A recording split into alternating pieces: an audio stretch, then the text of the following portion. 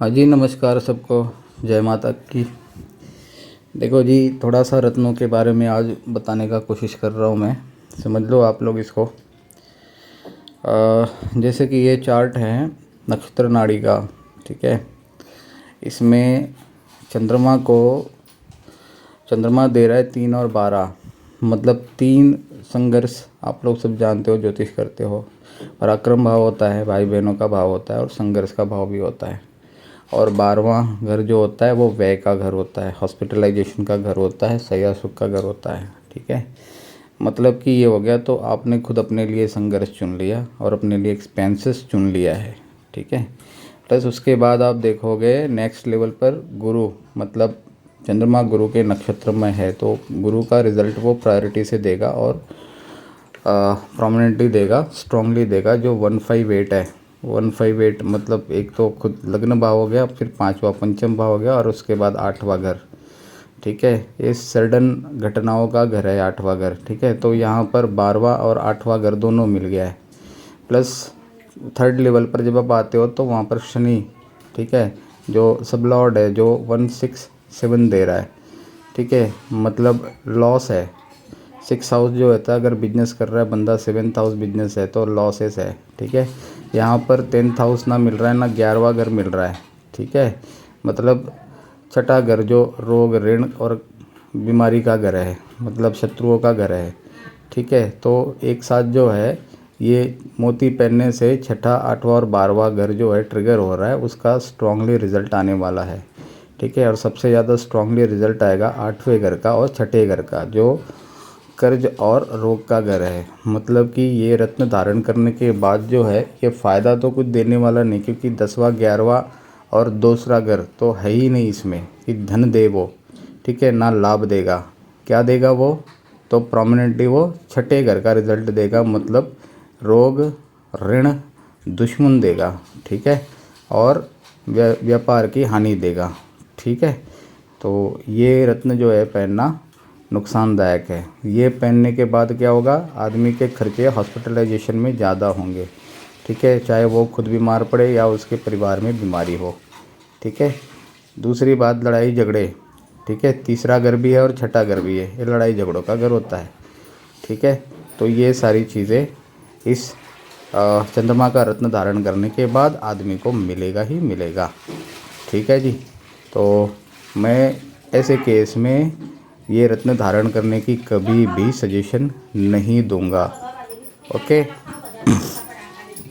अब अगर बात आती है कि इसमें व्यक्ति को रत्न धारण करना चाहिए या नहीं करना चाहिए, तो इसमें अगर कोई रत्न पहना जा सकता है, ठीक है, कोई भी रत्न अगर पहना जा सकता है, तो उसके लिए सिर्फ़ और सिर्फ जो है, आप देखोगे एक शुक्र का रत्न है, ठीक है, जिसमें जो है 3 10 2 3 11 12 3 10, ठीक है। इसका मतलब है कि 10वां घर, 11वां घर और दूसरा घर दोनों मिल रहे हैं, हालांकि 12वां घर भी आ रहा है, ठीक है। तो आदमी के पास इनकम होगा तो खर्च भी होगा, ठीक है। तो ये एक तरीके से पहना जा सकता है, लेकिन उसके लिए भी और भी स्टडीज़ लगती है। ऐसे ही खाली केवल नक्षत्र नाड़ी देखकर ही रत्न नहीं बता सकते, ठीक है। उसके लिए अभी भी टेनेंटेड, अनटेनेंटेड सारी चीज़ें देखनी पड़ती है, ठीक है, कि वो रत्न आदमी को पहनने के बाद फ़ायदा ही दे, नुकसान ना दे, ठीक है। तो ये बड़ा इम्पोर्टेंट टॉपिक होता है रत्नों के मामले में। सिर्फ लग्न का देखकर या पंचमेश देखकर या नवमेश देखकर रत्न पहनाना बहुत बड़ी भूल होगी, ठीक है जी। चलो अब आगे बढ़ते हैं थोड़ा, कि इनके साथ है ना, इन्होंने कल एक बात बताया कि इनके साथ जो है कुछ एक्सीडेंट वगैरह शायद हुआ और कुछ फ्रैक्चर वगैरह हो गया इनको। तो वो कैसे हो गया वो भी समझते हैं हम लोग। चंद्रमा ट्रैवल का कारक भी है, ये भी ध्यान में रखिएगा आप लोग। हम लोग खाली चंद्रमा को मून और माता समझ के चलते हैं, चंद्रमा ट्रैवल का कारक भी है, ओके। चलो तो आगे देखते हैं, अगला जब इनका चार्ट आ रहा है अब उस पर समझने की कोशिश करते हैं। हाँ जी, लो ये चार्ट है इनका, ठीक है, जिसमें आप देख पा रहे हो कि सिंह लगन की कुंडली है, मंगल दूसरे घर में, चंद्रमा तीसरे घर में, केतु छठे घर में और शुक्र 11वें घर में, सूरज बुध राहु 12वें घर में, और लगन में गुरु और शनि। ठीक है, चलो तो इसको समझने का कोशिश करो आप लोग कि गोचर का जो राहु है वो इनके 8वें घर में गोचर कर रहा है। ठीक है, जो 8वें घर का चंद्रमा जो है चंद्रमा जो है 8वें घर का प्रोमिनेंटली रिजल्ट दे रहा है, 12वें घर का प्रोमिनेंटली रिजल्ट दे रहा है।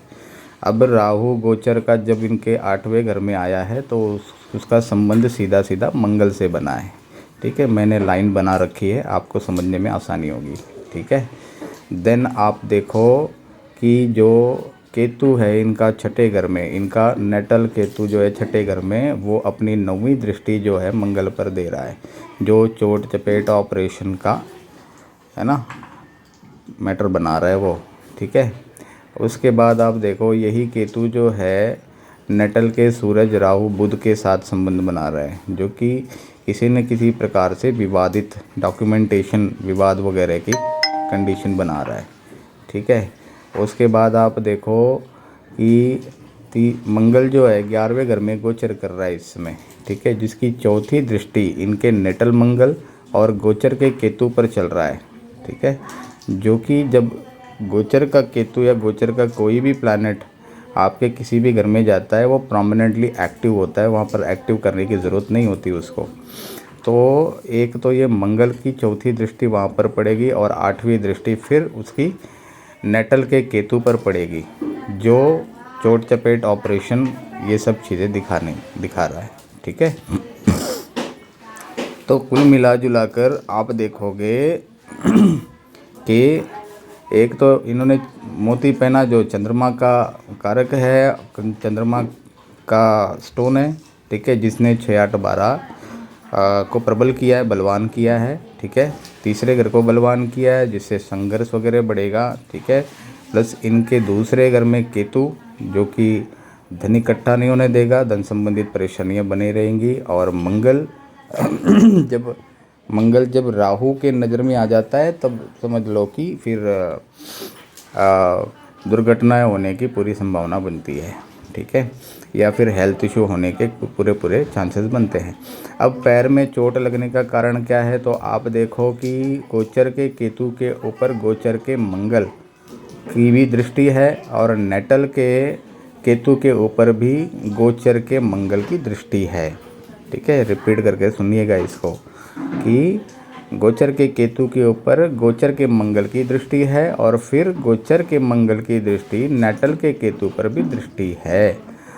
एक चीज़, एक कंडीशन ये बन गई मतलब गोचर के प्लैनेट एक दूसरे को देख रहे हैं और नेटल के मंगल केतु भी एक दूसरे को देख रहे हैं। ठीक है, ये बात तो समझ में आ गई होगी। मतलब मंगल और केतु दोनों तरीके से इफ़ेक्टिव है, गोचर में भी और आपके नेटल में भी। ठीक है, इनका संबंध मतलब ये ट्रिगर हो गया।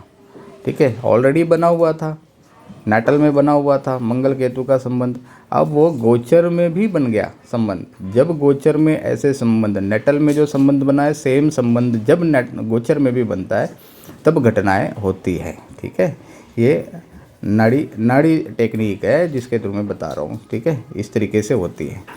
तो जो भी संबंध, जो भी घटना आपको नटल चार्ट देखकर दिखती है वो कब घटती है, जब वही घटना, जब वही संबंध जो नटल में बनता है, गोचर चार्ट में बन जाता है, तब वो घटना घट जाती है। ठीक है, अब इसको अगर आप दिन महीने के हिसाब से देखना चाहेंगे तो उसके लिए थोड़ा डीपली जाना पड़ेगा। ठीक है, और वो बहुत लंबा वीडियो हो जाएगा तो मैं उतना लंबा नहीं समझा सकता अभी, बट इतना मेरे ख्याल से आप लोगों को समझने के लिए काफ़ी होगा। ठीक है, अब ये भी देख लो कि जो मंगल 11वें घर में बैठा है और चंद्रमा, इनका नटल का चंद्रमा जो है वो तीसरे घर में बैठा है। तीसरा घर क्या होता है, छोटी मोटी यात्राओं का घर होता है। ठीक है, अब ये मंगल जो है उसका कनेक्शन जो है चंद्रमा से भी बना हुआ है। ठीक है, चंद्रमा से बनने का मतलब क्या हो गया कि भाई ये ट्रेवल के ज़रिए इनको चोट चपेट लगने की पूरी संभावना बनती है। अब जब नेटल का केतु नेटल के मंगल के साथ कनेक्टेड है और ट्रांजिट का मंगल ट्रांजिट के केतु और नेटल के केतु दोनों के साथ संबंधित है, तो जो हमारे पैर होते हैं ना, पैरों पर चोट लगने की संभावना होती है। जो इन्होंने बताया कि इनके पैरों में फ्रैक्चर हुआ है, पैरों में चोट लग गई है।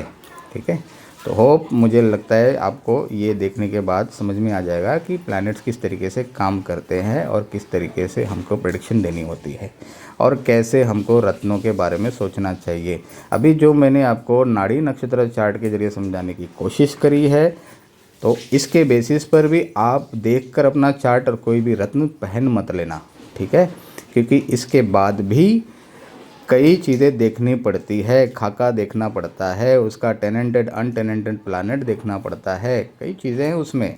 ठीक है, इतना इजी नहीं होता कि सिंह, अभी सिंह लग्न है, ठीक है, तो क्या सूर्य का माणिक पहन सकते हैं? नहीं पहन सकते। भाई 12वें घर में गया है सूर्य, नहीं पहन सकते। ठीक है ना, तो ये सब चीज़ें देखना बहुत ज़रूरी है।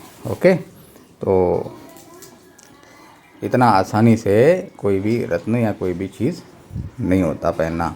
अच्छा, और कुछ चीज़ें मैं बता रहा हूँ, जैसे कि ये कहा था मैंने कि अगर मंगल केतु किसी तरीके से चार्ट में कनेक्ट होते हैं, ठीक है, तो उनको पीतल का कुत्ता रखना चाहिए। मंगल राहु कहीं कनेक्ट होते हैं तो पीतल का कुत्ता रखना चाहिए। तो इस तरीके से जो है ना, जो रेमेडीज़ वगैरह कुछ होती हैं तो वो करके रख लेनी चाहिए। चाहे कोई भी हो, किसी के भी चार्ट में ऐसा कॉम्बिनेशन बनता है तो ये सारी चीज़ें अवॉइड करी जा सकती हैं। ठीक है, कि उसको शुभ बनाना बहुत ज़रूरी है। ठीक है, क्योंकि ऑलरेडी जो है मंगल भी चोट चपेट का कारक है, केतु भी एक्सीडेंट वगैरह का कारक है ना। ऑब्वियसली जब ये दोनों एक्टिव होंगे तो कुछ ना कुछ घटना कर देंगे, खर्चे उसके साथ तो होने ही पड़ेंगे, होगा ही होगा, करना ही पड़ेगा भाई। बीमार होगा तो खर्चा करेगा ही आदमी, है ना।